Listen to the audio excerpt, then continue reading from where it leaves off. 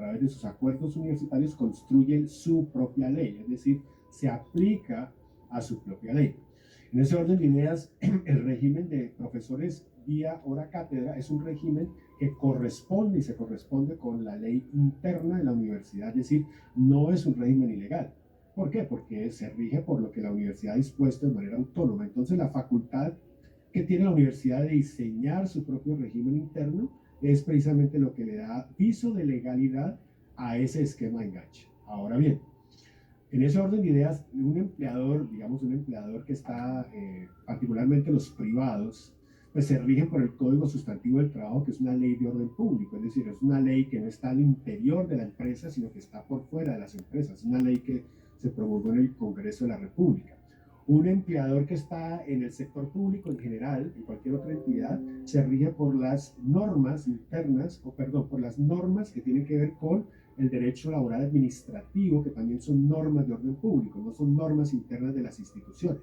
La Universidad del Valle, si bien es cierto que tiene que respetar el orden público, no se rige ni por el uno ni por el otro, se rige por su propia normatividad y por eso ha creado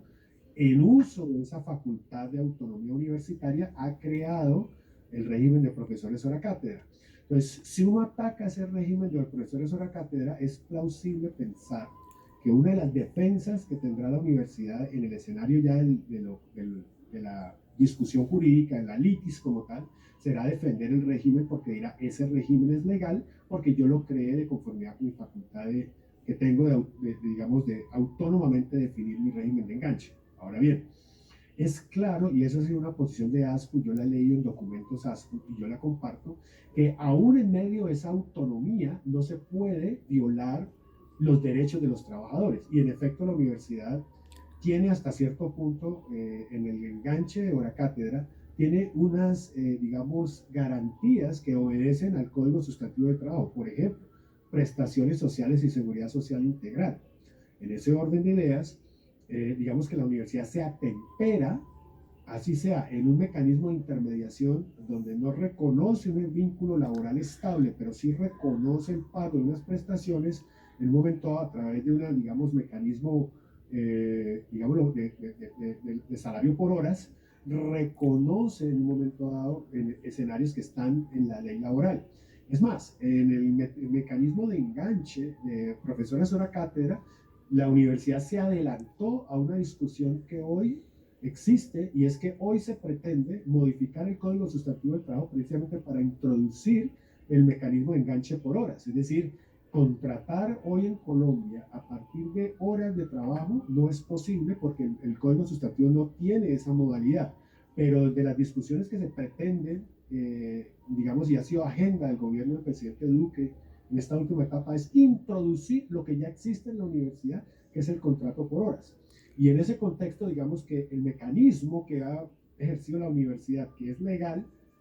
en un momento dado por razón de la autonomía de la universidad, es un mecanismo que inclusive algunos quisieran llevar al Código Sustantivo y hacerlo posible para enganchar trabajadores por el sistema de horas, así como lo tiene la universidad en su momento. Entonces, digamos que la pregunta que hace el profesor Edwin es si, a qué autonomía nos referimos. Básicamente nos referimos a la capacidad que tiene la universidad de dotarse por sus propios medios de su propia, entre comillas, ley laboral, sin efectivamente violar. Pero ese sin violar los derechos y principios laborales se vuelve un terreno gaseoso, se vuelve un terreno, digámoslo, indefinido, en donde se produce cualquier cantidad de abusos en la práctica. En la práctica, por ejemplo, tenemos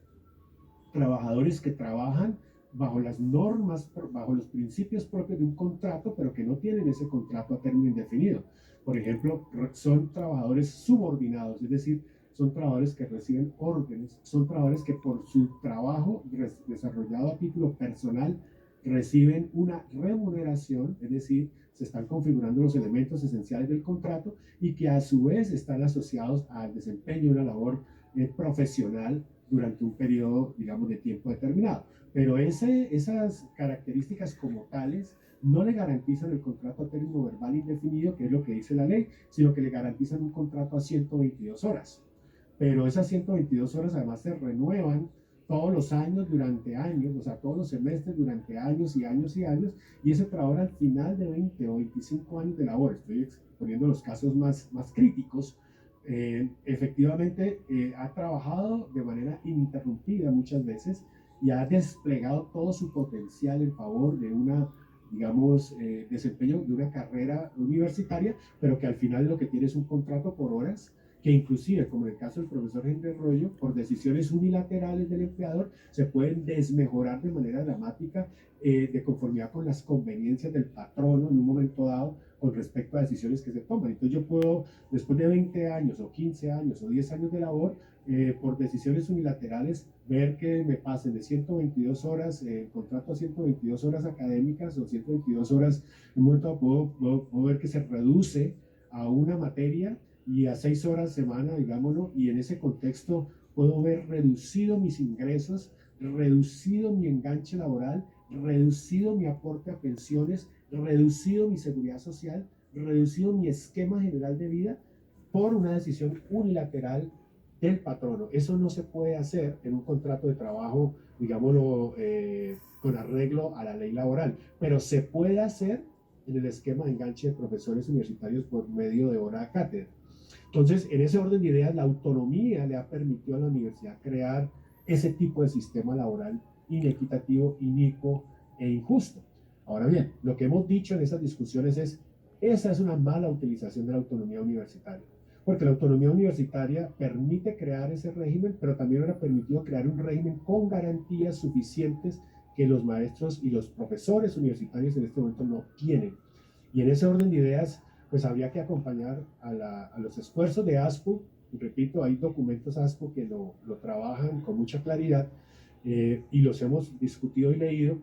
que señalan cómo los derechos fundamentales de este profesorado están siendo desconocidos por la vía de este régimen de enganche. Y finalmente, no sé si quedó clara la posición, pero finalmente lo que estamos diciendo para efectos de la consideración de ASPO es lo siguiente. De todas las opciones jurídicas que tenemos, vuelvo y repito, en particular hemos revisado tres. Hemos dicho, está la demanda laboral ordinaria. Cada profesor universitario, en un momento dado que tenga un régimen de enganche laboral de hora cátedra y que ese régimen a su vez sea de medio tiempo o tiempo completo, tiene demanda contra la Universidad del Valle por violación a la ley laboral, en el particular el régimen del contrato. Está la acción de tutela por violación a derechos fundamentales como el derecho al trato igual, trabajo igual, salario igual, trato igual, derecho fundamental a la igualdad. Cada profesor o la cátedra tiene esa posibilidad también de intentar una acción de tutela. Y estos caminos ya se han intentado. No es la primera vez que se habla del tema y no es la primera vez. Es más, hay sentencias ya inclusive en ambos sentidos. Y está la acción de grupo, que es una acción colectiva. En nuestra, digamos, discusión no conocemos un antecedente de profesores hora cátedra que hayan colectivamente, digamos, utilizado este mecanismo como un mecanismo, digámoslo, de reivindicación de sus derechos. Ahora bien, en este orden de ideas termino diciendo lo siguiente. La acción colectiva no configura una confrontación con la autonomía universitaria, pero sí configura un reclamo por los perjuicios que se han ocasionado con ocasión de esa autonomía universitaria. No sé si me hago entender. Nos evitamos de alguna manera el escenario donde un juez de la República le tenga que decir a la Universidad del Valle,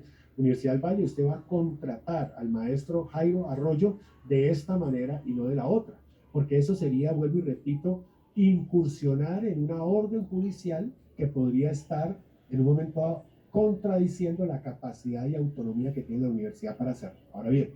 lo que le está diciendo el momento del reclamo de la acción de grupo es, usted tomó decisiones, contrató y enganchó a buena parte de su nómina de esta forma, ocasionó estos perjuicios, ahora usted deberá reparar esos perjuicios y efectivamente un esquema de indemnización resarcitoria, que es lo que finalmente plantea la acción colectiva o la acción de grupo. La acción de grupo lo que dice es, deberá reparar colectivamente los daños ocasionados.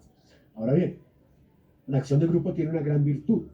Primero, que no afecta a la autonomía universitaria en un momento o nos evita esa discusión. Pero por segundo, nos permite en un momento dado colectivizar el reclamo. Eso obviamente eleva la cuantía del reclamo y en un momento, al elevar la cuantía del reclamo en sede judicial, en una sola demanda puede exponer a la Universidad del Valle a tener que indemnizar por daños y perjuicios al 70% o a un grupo plural de maestros, profesores, que en ese orden de ideas se convierte en una presión muy importante para, entre otras cosas, abrir, inclusive en sede judicial, una mesa de concertación, conciliación con la universidad para construir una agenda universitaria que en un momento dado permita resarcir el daño ocasionado con este esquema de explotación laboral, pero también evidentemente corregir los problemas serios que tiene, por ejemplo, de vocación de continuidad en el empleo, o por ejemplo el problema de estabilidad laboral que tienen estos trabajadores, o por ejemplo el problema de derechos colectivos que tienen estos trabajadores, porque esos trabajadores no pueden ejercer con un contrato de esta naturaleza, que es